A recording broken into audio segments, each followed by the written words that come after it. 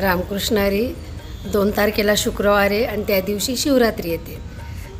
अशी पण शिवरात्री दर अमावस्येच्या आदल्या दिवशी येते दर महिन्याला. तर त्या दिवशी काय करायचं, आपण उसाच्या रसाने महादेवाच्या पिंडीला अभिषेक घालावा. म्हणजे त्यासाठी मंदिरात जायला पाहिजे. जर तुमच्या जवळपास मंदिर नसेल तर घरात पिंड असेल तर त्याच्यावर करा, पण मंदिरात गेलेलं चांगलं असतं. हा उपाय का करावा?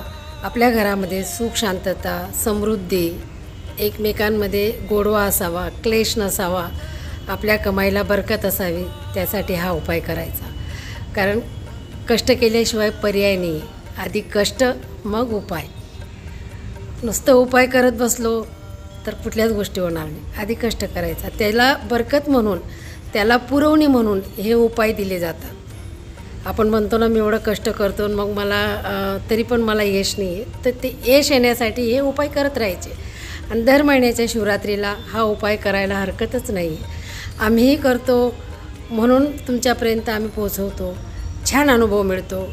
एकदा केल्याने होत नाही, करत राहा, बघा अनुभव सुंदर मिळेल. दर महिन्याच्या अमावस्येच्या आधी शिवरात्री येते, लक्षात ठेवा. करा, अनुभव घ्या, आनंदाने जीवन जगा. रामकृष्ण हरी.